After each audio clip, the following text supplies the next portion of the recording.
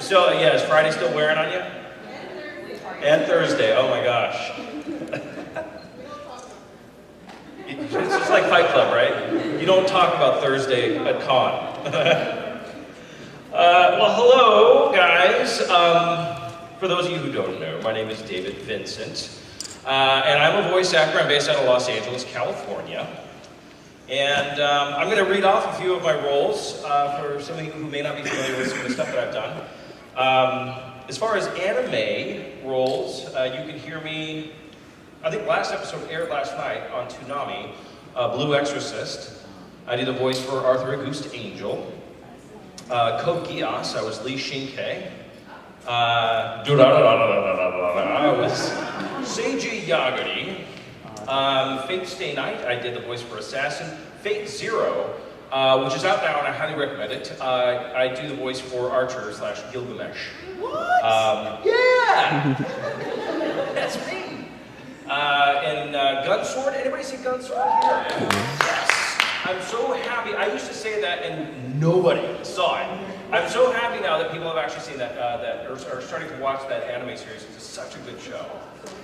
I did the main character Vaughn, and then some of you may know me as Grimmjow from the series Bleach. And I'm actually here with Anaplex at Otakon promoting a new show that I'm in where I am voicing the role of a talking sailor uniform in a series called Kill La Kill that I am very, very excited to be a part of. Let me go through just a few of the video games. Who here are gamers? All of you guys. Awesome. You can hear me as Jin Kisaragi in Hakumen in the Blaze Blue series. To Castlevania, Dead or Alive 5, Final Fantasy, Crystal Chronicles. Any Fire Emblem players? Reprising my role in the upcoming Super Smash Brothers as Robin in Fire Emblem, so I'm super stoked about that. Let's see, Resident Evil Revelations, I did Raymond Vester. Soul Calibur 5, Super Street Fighter, I was T-Hawk. And in the Tekken series, I do the voice of Martial Law, which is one of my all-time favorites. I got a funny story about that. And then, anybody play the Tales series? Awesome. In Tales of Graces, I do the voice for Richard in Tales of Graces. Thank you, such a fun game. And then a whole bunch more, but I won't bore you anymore with listening off my credits. And yes, I was looking at my own Wikipedia. That's how cool I am. Anyway, well, I'm thrilled to be here. I'm really excited to be at Otakon. This is my first time coming to Otakon. I've always wanted to come. And so now I'm here. Whee! And anyway, I guess what we're going to do is just a Q&A. We can open it up with a Q&A. And just, ask me anything you want to know about me. Anything you want to know about the industry, any of the roles that I played, anime, what it's like to shave your head. Whatever it is that you want to know, feel free to ask away. And depending upon how fast the hours go, I might have a little fun with you guys doing some nonverbal voice acting, but we'll have to see. Okay? Sound good? Yes. Awesome. Okay, well, I see that they've got a microphone there, so if we want, you're more than welcome to just raise your hand and I'll call on you because I've got very poor hearing, but I'll pretend that I understood your question. Or you feel free to hop up and there is a microphone there that you can ask away. Yes. Okay. Anybody have any questions? Yes? What got you started in anime? What got me started in anime? Here's a funny story. I got my start in voiceover 17 years ago. Long time ago. Yes, I'm old. But I was doing stand-up and sketch comedy in New York City, and I was doing a sketch where I was making fun of TV commercials. So I was doing 1,000 different voices. And I had a gal to me come up to me after the show, and she said, it was really great. She goes, do you have an agent? And I go, no. She goes, here's my card, you need to call me. And so that's actually, she sent me out on my first audition, which was for a Rolling Rock radio commercial. And I booked it. So I started doing all kinds of voiceover for years and years and years, but anime specifically, how I got involved in anime. You guys know who Steve Bloom is? Right? So Steve and I got the same agent, and one day Steve and I are auditioning for some spot. Steve looks over at me and he goes, "Hey, Dave." "Yeah, Steve, what's up, man?" "You ever do any anime?" "No, I haven't done any anime." "You should do anime." All right, man. So he actually gave me a business card to a guy named Kevin Seymour, who took mercy on me, took me in and kind of showed me the ropes. Because doing ADR is a very different technical type of voice acting as opposed to the voice acting that I was already doing for years at that point, which was original animation. Do you guys remember the celebrity death matches on MTV? I did the voice for Puck in the real world and that, you know. So I had been doing that stuff. I had never done ADR, so very, very different, very technical kind of voice acting that I've been very fortunate enough to be part of. Great question. Next. Yes. The character of Gilgamesh, why do you think he acts the way he does? Is he evil or is he just a misguided king? He's deliciously arrogant, which is why he behaves the way he does. You know what my favorite part about playing Gilgamesh is torturing Crispin Freeman as Kire Kotomine, and he's just a puppet master, you know? He knows what he's doing, and he knows exactly how to steer Kire to get exactly what he wants out of him. And, you know, that's just a great show, and also I can just say that Gilgamesh is just a jerk. But a cool jerk. A jerk you have to love. Let me go ahead. Yes? Yeah. What was your favorite role as a character in anime? My favorite what? Your favorite role? My favorite role that I've done? Grimmjow in Bleach. Really? To me was just fabulous. I loved that character. Actually, Wendy Lee, who's here at this con, I had worked with her like 2 years before Grimmjow came out in the anime. And I did a video game version of him for the Shattered Blade for Nintendo. And Wendy had sat me down and she's like, "Okay, Dave, we're gonna have you do this character in this video game." And so she sat me down and she showed me a video. And without giving away any spoilers, it's one where he's basically handing Ichigo's butt to him. Okay? And I was like, "Oh my god, this is the coolest character ever. I have to play him." So I got to play him in the video game. But so I really wanted to play him in the anime as well. And so I call up Studiopolis and I'm like, "Hey guys." They're like, "Yeah, what's up? David Vincent here." "All right, Dave, what's up? What can we do for you?" "You know that character Grimmjow in Bleach?" "Yeah, Dave, it doesn't come out for 2 years." So I hounded them for like 2 years. And then finally I get an email and they're like, "Can you come in for an audition?" And I was like, "Yeah, I'll go in and audition for you." And there it is, Grimmjow with 30 other guys auditioning for him. So I was really bummed, but it turns out Wendy actually, I got the part, obviously, and Wendy had obviously put in a nod to me as well, so that worked out well. And I loved playing Grimmjow. I loved what a jerk he is and how cool he is at the same time. Another one, and I'm going to go back to Vaughn from Gunsword. I really recommend that show. It's so good. You can get it on Netflix now. And it's just a really, really fun show. That character has so many complexities to him. You know, 1 minute, I mean, the whole story, he's Vaughn of the Dawn. You know, and just always sitting around here. Give me your condiments. All right? And so, but then he will fly into these fits of rage. Okay, because without giving away any spoilers, there's obviously stuff happening. And that character was very special to me. I really enjoyed playing that character. And a bit of a fun fact for you, for Gunsword. If you haven't seen it, if you have the original, no, either way, if you get the Funimation version or you have the Geneon version of it, you will actually get to see me propose to my then girlfriend, my now wife, in that anime. Yeah? Did you see it? Awesome. So what we were doing is, I was getting ready to pop a question, and we were in the booth, and I'm like, "Hey, Liam," because Liam O'Brien was directing it, and there's that scene where he gets down on one knee in front of a church with Wendy. And so I was like, "Let's redo this dialogue a little bit," and we redid it, and I dubbed in my proposal, you know, saying, "Hang on, I gotta go off script here for a second. Casey, And then I went in and proposed to her, and I took the disc home and showed it to her, and obviously she said yes. But the Japanese caught wind of it, and they liked it so much that they asked me if they could use it as a DVD extra release, which they did. So, little fun fact about David Vincent. Yes. Sorry, I don't think that I would want Senketsu from Kill la Kill to be my friend because I wouldn't want him trying to suck my blood.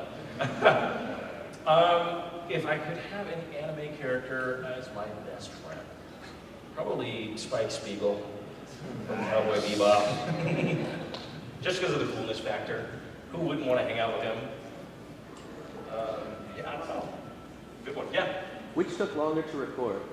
The original Robin lines in Awakening or his Smash lines? Like how long? That's a good question. What he asked me, if you didn't hear it, is what took longer to record?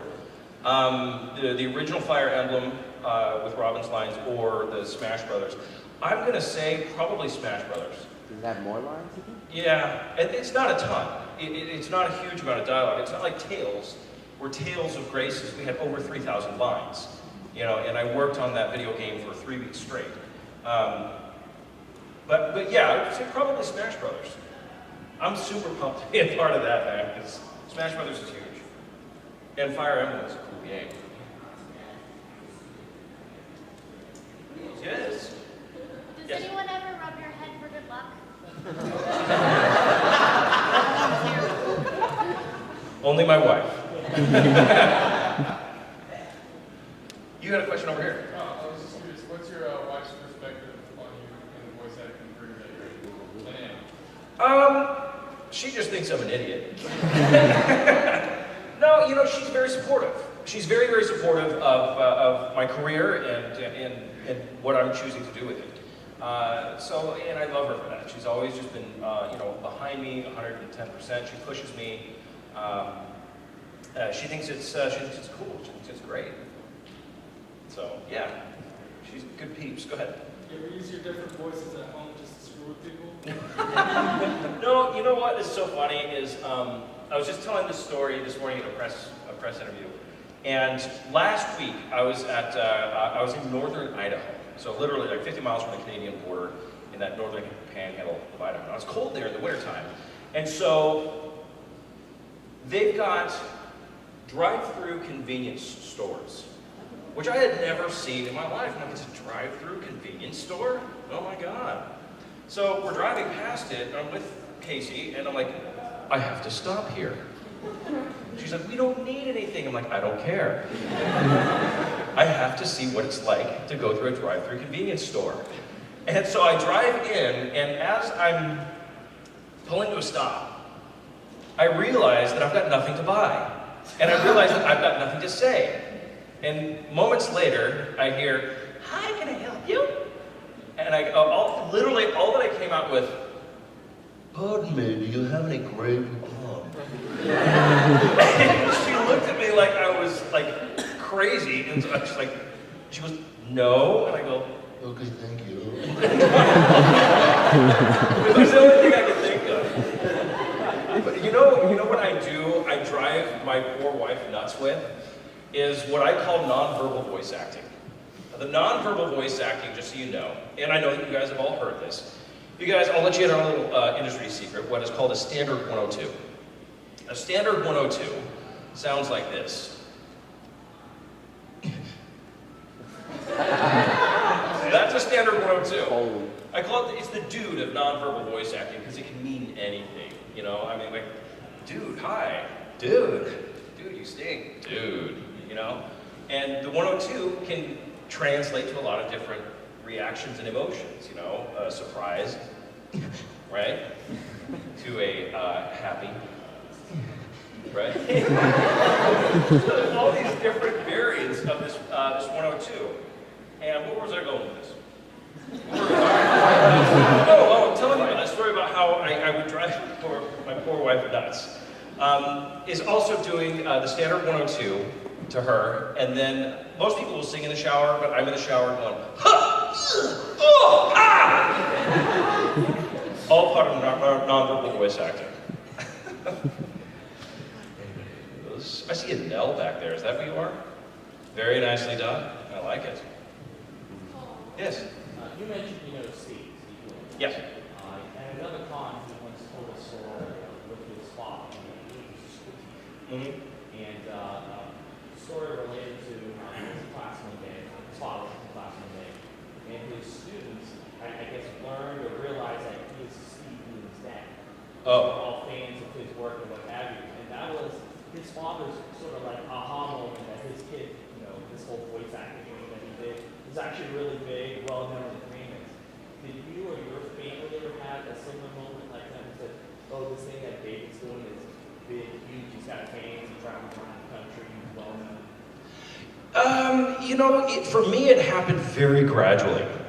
It wasn't, I can, there are a couple of moments that stick out where I'm like, oh, wow, okay, people actually know who I am. But for me, it actually happened super gradual. Like all of a sudden, I would get invited to one convention, and maybe 5 people knew who I was, and then it just started building from there on out. But I'll tell you an interesting story is after I had proposed to my wife, we were getting married, and this is in the middle of nowhere, Idaho, okay? This is like cow country, Idaho. And we're getting married on this big, beautiful body of water up there, and my wife is calling around to local venues and local DJs for a local DJ. And we had to cancel a meeting that we had with him because I actually had to stay and record something and delay my flight up for a day later. And he was really upset. He was just like, oh, really? You guys are gonna cancel? And my wife was like, I'm sorry, my husband's a voice actor and he's gotta record this thing. And he's like, really? Has he done anything for Jenny On? And she's like, yeah, he's working on a show right now. And he's like, oh my God, your husband is David Vincent? And so he went from being completely angry and mad at me to being really, really happy. And we're still friends now on Facebook. But that, and then coming to conventions and just realizing that more and more people have actually watched my stuff, which is really fun. So yeah, I wouldn't say it was like or going to like my wife's events, since my wife is not in the industry at all. And this is a funny story. I was at a work event of hers, just being the supportive husband that I am, and we got to talking, and there was a gal who she works in a nonprofit. There was a gal who was working with another division of this nonprofit, and told her what I did for a living, and then who I was, and literally she was stone-faced. And so I turned, I was like, okay, and then so I started talking to somebody else, and I turned back around, and I looked, and she's over there going, it's Grimmjow from Bleach! So I was like, yeah, all right. There's always fun moments like that happen. Anybody else? Yes? What was it like being in Shanghai to do Infinite Discovery? Oh my gosh.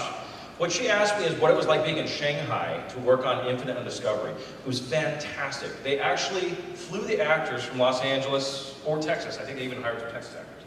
They flew us to Shanghai, China, put us up for 2.5, 3 weeks to work on a video game. The great thing about it is I don't know if you've ever been to Asia or not, but when you fly west, when you get there, your eyes pop open at 5 a.m. in the morning from the time change. And so, literally, you hit the ground running. And so I didn't record until 2 in the afternoon. From 2 to 6 were my recording sessions. And so I literally got to go and explore Shanghai the entire time, and then go and record for 4 hours, and then go out to fancy dinners. So it was amazing. And then actually my wife flew out after we finished recording, met me in Shanghai, and then we flew up to Beijing and went and saw the Great Wall, and so it was fantastic. Plus the game is a really, really cool game. It was a lot of fun, but I'll tell you what, that game has a lot of dialogue too. So that was a lot of recording on that game. It was super fun, but it was a great experience. I got to go to Tokyo too, working on Resident Evil Revelations. I was doing the motion capture with the little black suit you wear with what looks like little ping pong balls. And I was working on Resident Evil Damnation, and I mocapped the character Buddy. And so I got to spend a month in Japan working on that. So that's kind of the perks of this job sometimes, is you get to travel quite a bit. So it's fun. Shanghai was amazing. Don't eat the street food. You'll pay for it. Go ahead.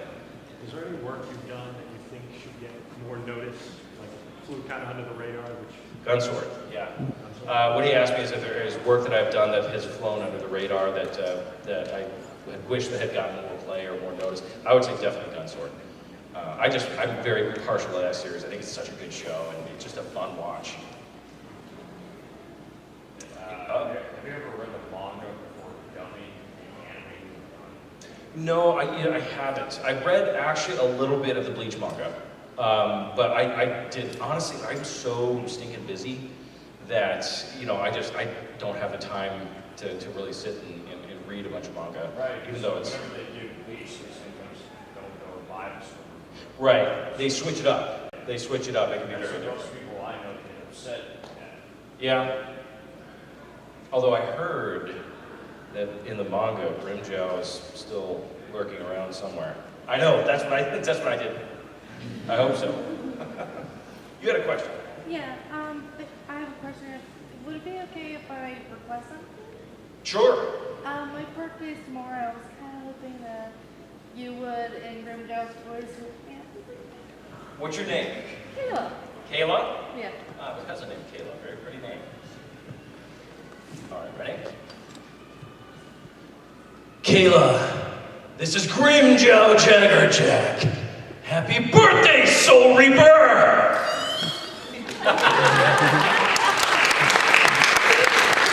Awesome. I think your squee just made my day. That was amazing. Any other questions? Yes, you sir. How does it feel that no matter what, Robin can charm any woman ever? Oh, that's because he can tip the scales.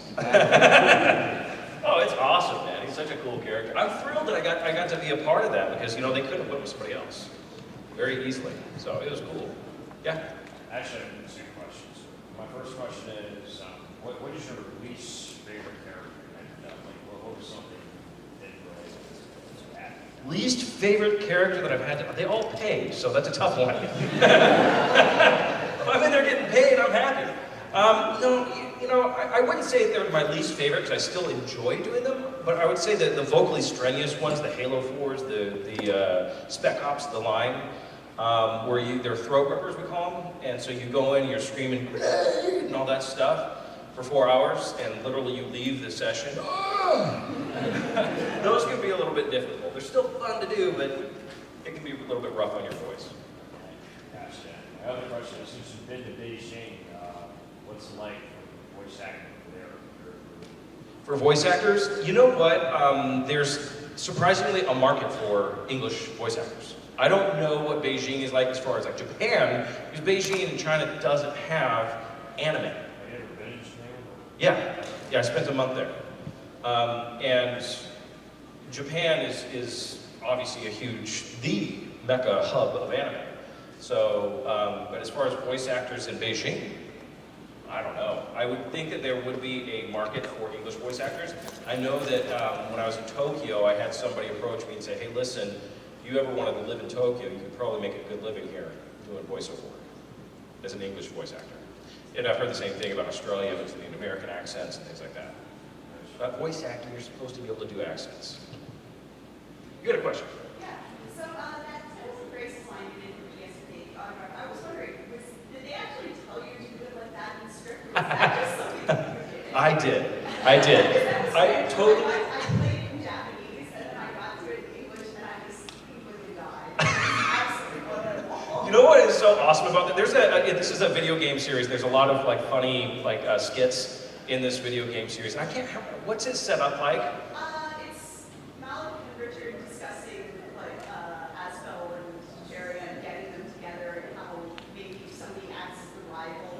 If somebody acts as the rival, yeah. And for whatever reason, my character, the line is Captain, has to go in and he pretends he's Sherry. Yeah. And so I literally pulled that out of my butt at the last second. And there's a window in where we were recording it at Cup of Tea, and literally they were all rolling. We were all laughing. We had to stop. It was so funny. I'm just glad it made it in. It made the cut. Yeah, that was pretty much my reaction. Captain! Oh, that was a good one. Yeah, I surprised everybody with that. It was funny. Super funny. Anybody else have any questions for me? Yes. Have you ever met your Japanese counterparts in some of the I have. He asked me if I've ever met my Japanese counterpart at a convention or anywhere else, and actually I have. When I was recording Gunsword, Sakura-con in Seattle, I came up as a last-minute replacement because Liam O'Brien couldn't make it. So they said, well, we're promoting Gunsword, so have David come up. I came up, and the Japanese team was there, and the Japanese voice actor was there as well. And he was super nice and did a phenomenal job on his side. And so we got to sit and have dinner together. And the problem was, we didn't have a translator. And so we're sitting across from each other and literally just going, for about halfway through the dinner until actually we got a translator to come in and translate so he and I could actually have a conversation. But yeah, it was cool. It was really cool. Anybody else have any questions? Yes, you sir. Yeah, with Wendy Lee, she does all the Tales games, I believe. She does. Have you ever been directed by her and worked with her as a voice actor, or what's absolutely. the difference? Is it a lot different working with her just as a voice actor, or? Well, I have to say, no, I guess I should step back and say that I've done like Wallow with her as a voice actor. She's fantastic. She's a wonderful, wonderful, talented voice actress, and also an incredible director. So yeah, I've gotten to wear both hats with her, and yeah, it's great. She's a blast to work with, and good people too. So, good question. Yes. Have you ever worked with a voice actor that you hated? Have I ever worked with a voice actor that I hated? You don't have to give me a name. I'm just. Huh? You don't have to give me a name or anything. No, I have to drop it. No, I'm just kidding. No, here's the thing, and I'm not being calling out. I can say that it's difficult to come across somebody that you don't like just because this industry is so stinking competitive that it's tough to be a jerk and actually get hired.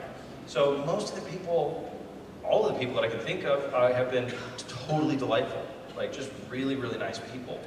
I'm trying to think if there was any jerks, and I honestly can't think of anybody. That's a good thing. Good question, though. It's a valid one, yes. How does voice actors work? How do you get involved? How do I get involved with? Yeah, like how do you get involved with the voice acting industry? Like when you say, oh, I would like to be a voice actor, how do you get involved in that? Because I've heard it doesn't pay well for being a voice actor. Well, it depends on what you're doing. Anime does not pay very well. But if you're going to do voice acting, anybody in here want to be a voice actor? Good. If you want to be a voice actor, one of the things that I really, really want to encourage you to keep your minds open to is doing radio, TV, audiobooks, all that other stuff. There is a ton of opportunity to make money with your voice. Anime is a slice of the pizza for me, or the pie, whatever you want to call it. Now, granted, it's a very, very important slice of that pizza, but what you guys don't realize is that Grimmjow Jagger Jack is going Kmart lowest sale prices every time. I'm a bald guy and I sell haircuts on the radio, okay? So I encourage you to be open to exploring all of what voice acting, a career in voice acting has available to you. Because there's a lot of ways to make money with your voice. And some of those can be very, very lucrative. I know a guy who bought a house because he did phone prompts for a very large company. Was that house good? Or was the house any good? It was a trailer, but it's still a house. I'm just kidding, I'm kidding. No, it was a very nice house in very expensive California. Go ahead. Was there a point when you were starting out where you got sat down at a panel with a bunch of people on work and you felt like you didn't belong there, like when you were starting out? Like you're sitting next to big names and you're like, how did I end up here with these people?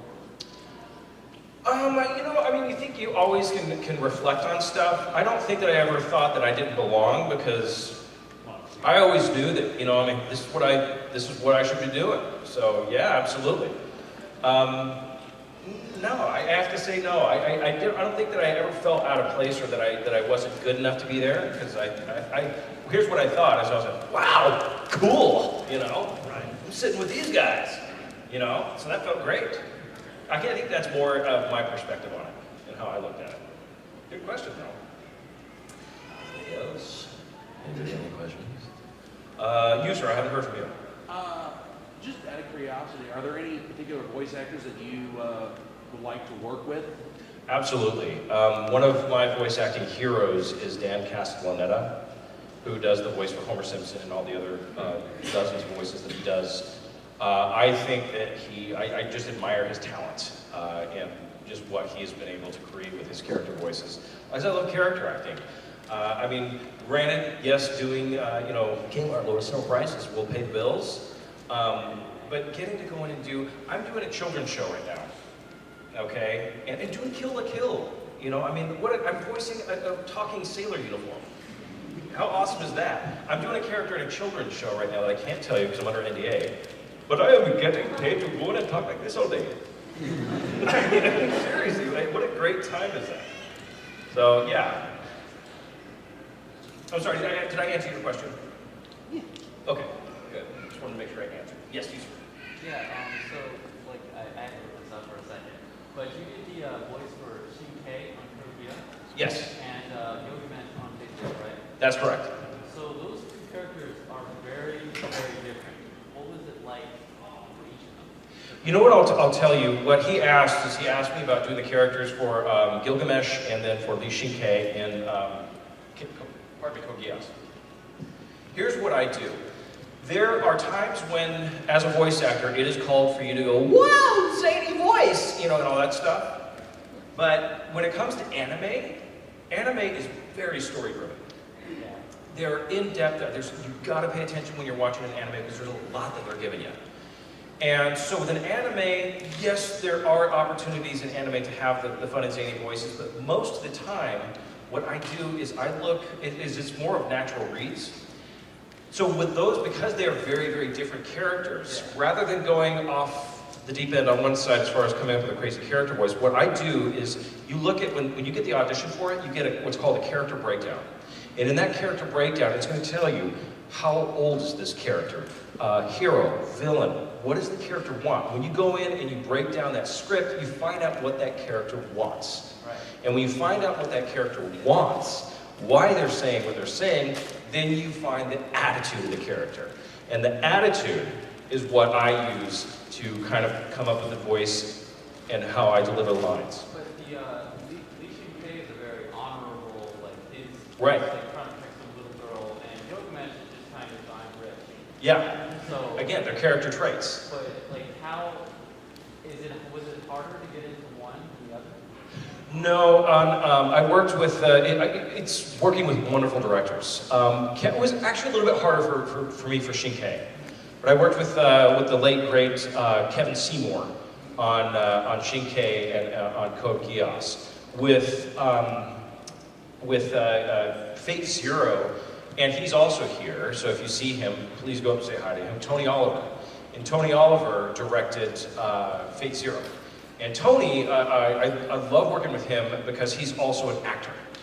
And he is a man who goes and does musical theater with a theater company in Los Angeles, still hits the stage. And that I find very admirable. He's a true artist. And I love the way he communicates. So working with Tony on Archer/Gilgamesh, it was very easy for me to really kind of let myself go and let Tony guide me with where he wanted it. I've been asked the question, I think it was Grant George, I'm not sure, who played Gilgamesh in Fate Stay Night, if I tried to copy what he did. And the answer for that is absolutely not. What I do is, in fact, I made it a point to not watch that so that I can bring my own take to it. And then work directly with Tony, my director, so that we can come up with Gilgamesh's voice. Oh, thank you. Thank you very much. I appreciate it. Glad you enjoyed it. Yes? I was voiced, which one would you say you have the deepest connection to? Which character or story have you really go, I have to follow this through to the very end? Out of all the characters that I've voiced, which one do I have the most connection to? Yes. Probably a character by the name of Seiji Yagami in Durarara. And the reason why specifically is because I can really relate to a 15-year-old in love with a disembodied head. No, I'm kidding. I think that Grimmjow, I feel like I could relate to him just out of respect. Because I would love to just have his arrogance. I just think he's one of the coolest cats out there in anime. Good question. Anybody else have any questions? Yes, you sorry. What was one of the funniest bloopers you've ever done in an anime? Just The funniest bloopers that I've ever done in an anime. Okay. There was a scene where I think we were recording Bleach, and I had to give out this epic yell. Okay? And as you can see, I unfortunately am trying to kick my soda habit. So I had a soda, which I don't recommend doing if you're going to record something, drink water. But I had a soda prior to going into the booth. And so we launched into this epic scene, and it's this epic yell, Kurosake! And as I'm screaming, I open up my mouth. Right into the microphone. And he's like, what? I'm like, sorry. Pretty good. Oh. Sorry. You got a yellow hat back there. You had a question. Yeah. What was your favorite commercial project you've done? My favorite commercial project? Yeah, like for like commercials or like market. I really like the ones that pay well. Those are my absolute favorites. Ones that are campaigns. Those are my favorite just because you get paid again and again and again. So, commercial work is totally cool, and I like doing it. But I mean, my passion is obviously doing more of the animation, anime, the character voices.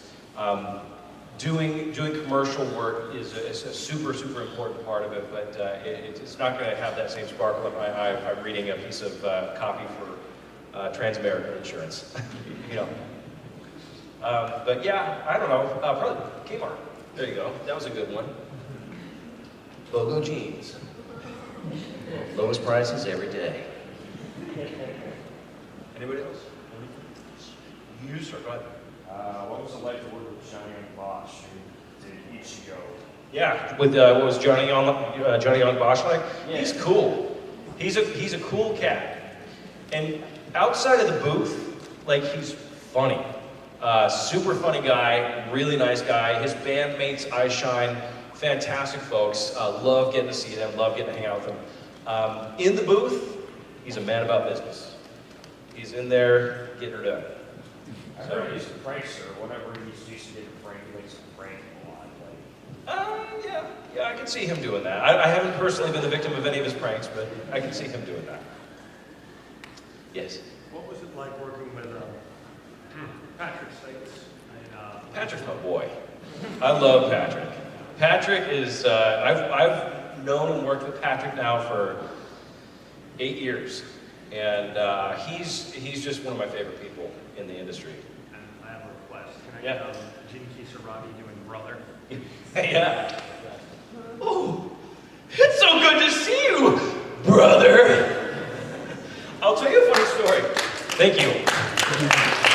Thank you. I'll tell you a funny story that is kind of along the lines of what you asked me earlier. Is if I had a moment where I realized that like I've permeated the audience. And I was doing, I think it was the second or third Blaze Blue video game series. And one of the producers had brought in a friend of his to the recording session, and his friend was going to be helping him out with some things. But his friend was also a very big Blaze Blue fan. And I didn't know this. And so I go in and I'm kind of warming up, getting ready to go. And we did a couple of smaller lines, and then all of a sudden, here comes my first big brother. And so I busted out the, brother! And I could see the guy look up from his desk, and he goes, totally sounds like him! I'm like, yeah, that's me! So yeah, that's a funny story about Blaze Blue. That was a crack up. Good one. Anybody else have any questions? You, sir? Do you still do stand-up? I haven't done stand-up in over a decade. So no, it's I've moved on voiceover, and I still do on camera. So like NCIS, Mentalist, stuff like that. I'll still do on camera. The majority of my work is producing and doing voiceover work. So. Yes, you've been wanting to ask a question for a long time. Oh, it's got to be. It's Captain or Royal Crablets. It's got to be Royal Crablets. And for all of you who haven't played the game, they're like, what on earth is he talking about? Go ahead. Have I ever prank called a voice actor? No, I haven't prank called any of my voice actor friends. But you know what I used to do back in the early days? I lived in New York City for 5 years before moving to Los Angeles. And what I used to do is I was a telemarketer back then to support myself. And I used to call, and I would say, hey, can I speak with so-and-so? And they're like, well, yeah, sure. And I would be, of course, calling with my deepest voice like this. And yeah, can I speak to your director of HR? Yeah. Oh, can I tell them who's calling? And I'm like, yes, my name is Janine. Or yeah, my name is Shauna. So yeah, I used to have fun telemarketing back in the day. That was fun. I love teasing people. Does anybody else have any questions? Go for it. I know in Blaze Blue you do two different characters, Jin and Hakumen. Which one do you prefer? Jin and Hakumen. I like Jin Kisaragi because I love getting crazy with his voice. I love the crazy laugh. I love the crazy brother. You know, I love doing that. Hakumen is fun, but man, it rips my throat out. I am the white void. You know, if you do that for a few hours, yeah, you're a little raspy at the end. All right, does anybody else have any questions? Are we good to go? Okay, back there. What would you like to record me doing? In Fire Emblem, when you get married with a character, you'll have like a confession or something. So if Robin had one off the top of your head, what would it be? If Robin from Fire Emblem had a marriage proposal? I'm sorry, I can't hear you. Yeah, Robin had a marriage proposal, what would it be? To who? Anyone. To anyone? Who would Robin marry? Who would Robin from Fire Emblem want to marry? Pack who? Kron?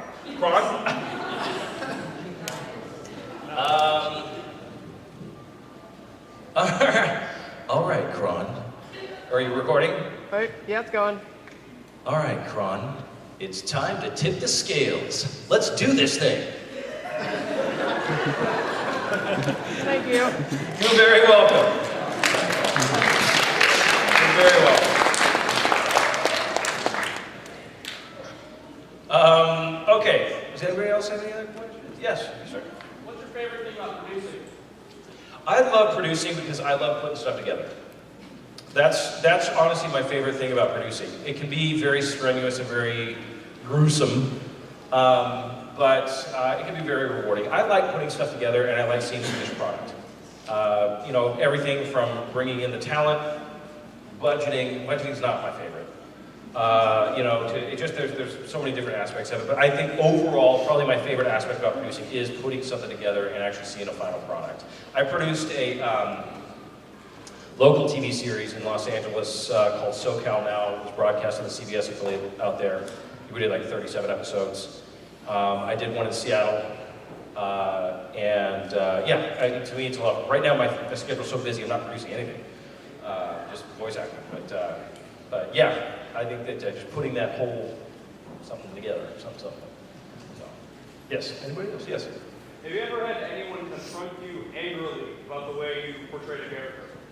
No, I haven't had anybody confront me angrily about how I portrayed a character. Most people have been extremely gracious and very, very kind, whom I have met. I will tell you a funny story though. This was at a con, which I won't mention the name of, but they had a deal where it was a VIP, and if you paid extra, you could come and have a cocktail hour with the voice actors. And so there's a guy, and mind you, I've had nothing but wonderful, wonderful experiences at cons, and this is my favorite. I know the kind you're talking about. I was there. You were there for it? I was there 2 years ago. It was last August, so it was a year ago. I thought you were talking about SuperCon. No. But at any rate, there's this guy, and he has obviously had way too much to drink. And he's probably about up to here on me and weighs maybe $110 wet. So he's super small guy, but obviously he's got beer muscles going on because he's had a few. So he looks at me and he goes, "Who are you?" And I'm like, "Well, my name's Dave." And he's like, "What are you doing here?" And I told him, voice actor. And he's like, "What are you in?"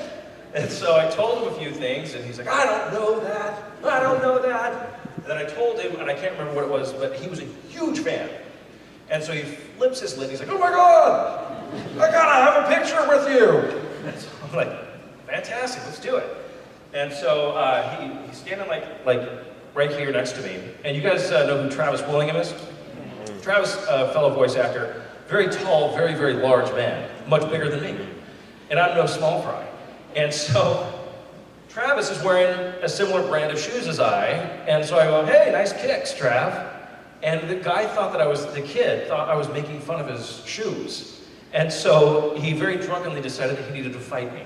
So, literally, I'm like, and Travis looks at me and goes, "How much have you had to drink?" And the kid goes, "Oh, I ate 9." And Travis goes, "Okay, you're out of here." So that was my only weird experience. Otherwise, everybody's just been fantastic. Honestly, you want to know what the biggest reward is being a voice actor? Because it can be a pain in the butt, honestly. Coming to conventions. Getting invited to come to conventions and meet you guys and talk and just have open dialogues about stuff, to me, is just the icing on the cake. It's the best part about this career. Does anybody else have any questions? Yes? You said you voiced Law for Tekken? Yes. You said it was a funny story. Oh, I got a great story. For martial law in Tekken, for those of you who don't know, martial law is a character that's based off of Bruce Lee, who Bruce Lee was my absolute hero growing up. I mean, I used to go around the house, kicking, woo, loved him growing up. And so when I actually booked the part of martial law, I was like, okay. So I go up to the booth, and I've done this for so many years now that I don't get nervous whenever I go into a record session. I just don't want to do it. But this particular time, I'm in there, and I'm a little bit nervous because I'm like, wow, this is a really cool character. I want to blow this. And you're in the booth, there's a big glass window, and so you're on one side, and then on the other side of the director, the producers, and engineer, and everybody else. So I'm in the booth, and I'm getting ready to do my first take, and all the Japanese producers had come over, so there's a room full of Japanese, and so I busted out with my first, "What the?" And the Japanese producers look at each other and start going, "Oh,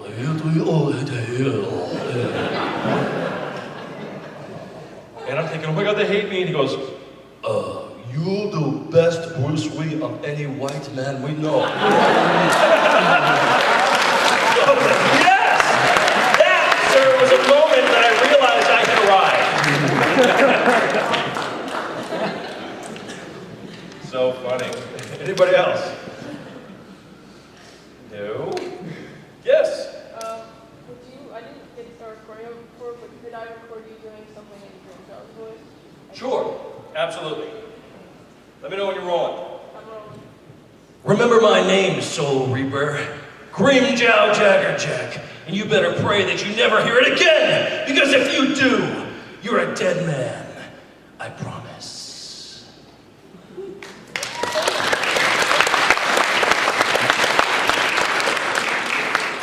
You got a question over here. What would I do if I had Richard's hair?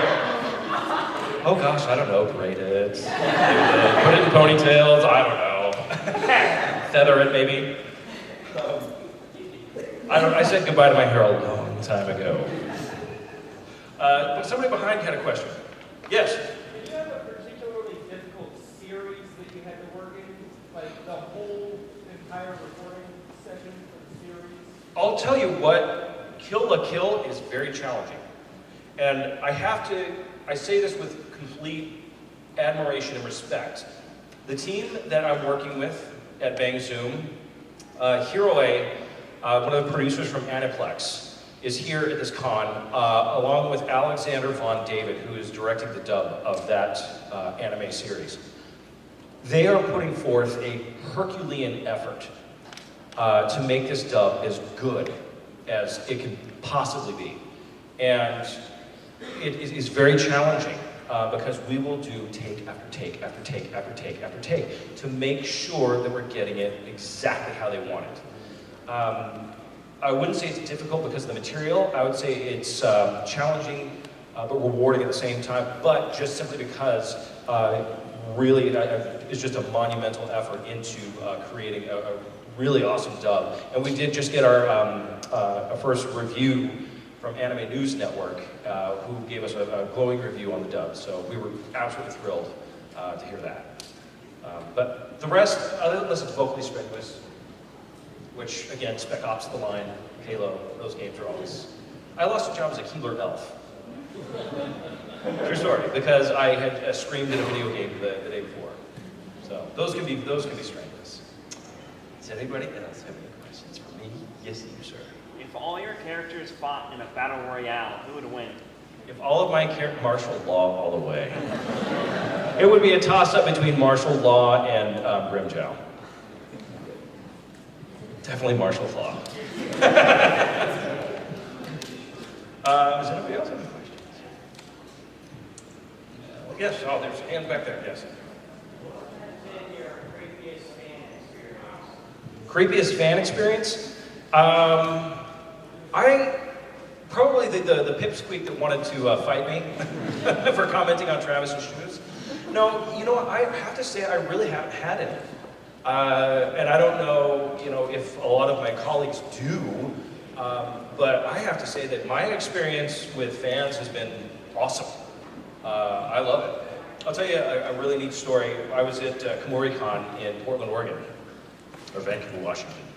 And I was doing a panel, and it was a good-sized panel. And afterward, as we wrapped the panel up, a lot of folks like to come up and hey, can you sign this or have a specific question. And there was a group of folks around, and I just, out of my peripheral vision, I keep on seeing this probably 13-year-old girl, and she's just standing very, very quietly. And so there's all hype, hype, hype, hype, hype. And then they kind of move off. I sign everything, and everybody moves off. And then this little girl comes and talks to me and very quietly asks me, which is a very common question that we get asked very often, is how can I be a voice actor? And so I took the time. I was like, well, here's what you want to do. You want to get involved in your school plays and blah, blah, blah. So I took her through the process, and that was that. It was very nice meeting you, and off I went. Well, at that point in time, Grimmjow had just come out. So about an hour and a half, 2 hours later, I had an autograph line that was like, phew. And I had been signing autographs for probably, and I noticed this older couple as I was walking in at the very, very back of the line. And so I'd been signing autographs for well over an hour. And finally the end of the line's coming up. And this lady comes up to me, and she's got tears in her eyes. And she's like, I don't have anything for you to sign. She goes, but I just want you to know that girl that you talked to after the panel is our daughter, and she has been getting bullied at school, and I have never seen her happier than she is today. And thank you for doing that. So, thank you.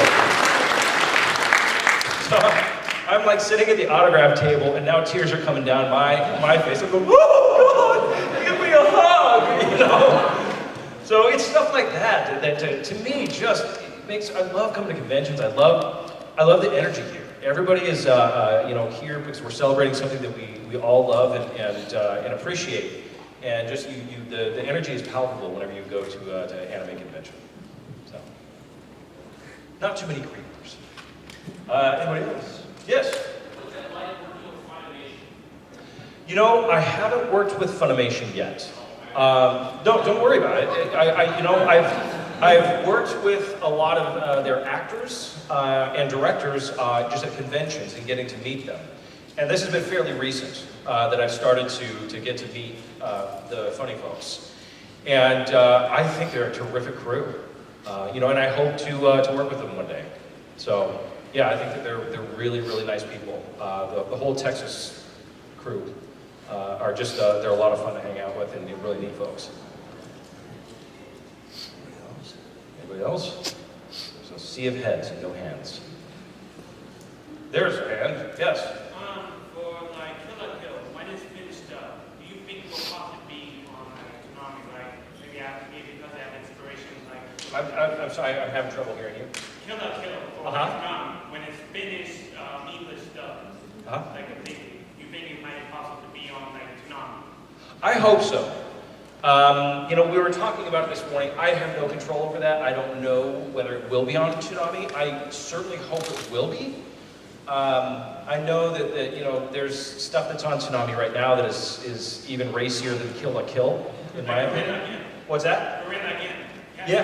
It's similar like Kill la Kill, that's what I'm trying to say. Right.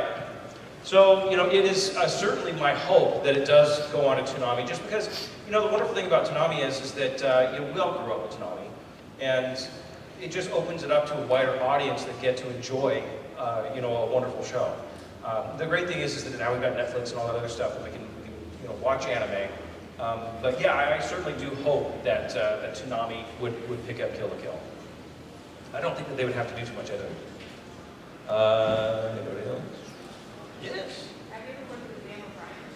Yes, when she asked me if I have ever worked with Liam O'Brien. Liam O'Brien and I were actually friends long before either of us were ever in anime. When I went to University of Colorado at Boulder, and when I finished there, yes, hella buff. But when I finished there, I made a beeline for New York City. And he was going to NYU at the time, and so we wound up becoming friends in New York. So years before we actually started doing anime. Yeah, it's kind of a small world, the entertainment industry. Anybody else? There you are. Yes.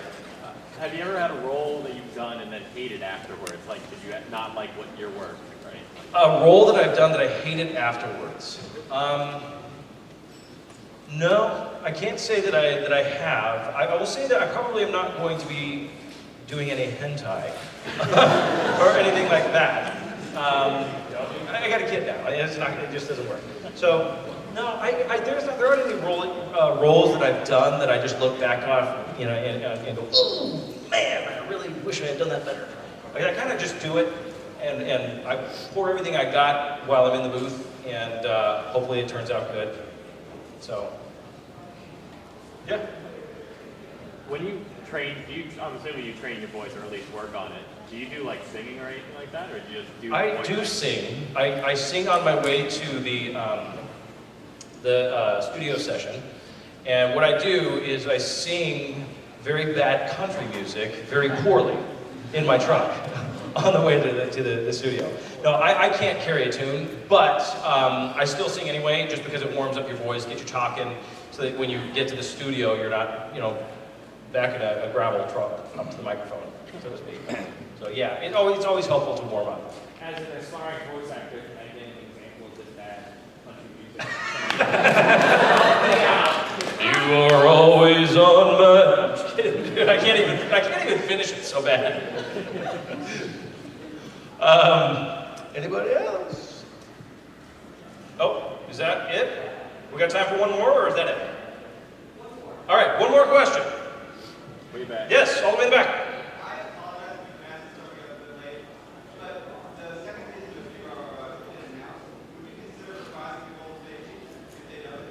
In Fate? In Durarara? Oh, in Durarara.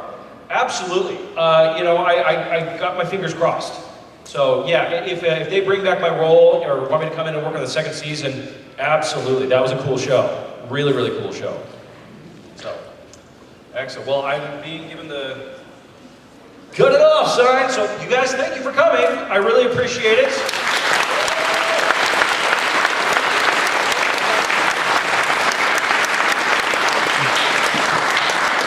Very nice getting to chat with you in here, and you're going to see my bald head wandering around the convention, going to the dealer's room and whatnot. Please feel free to come up and say hello.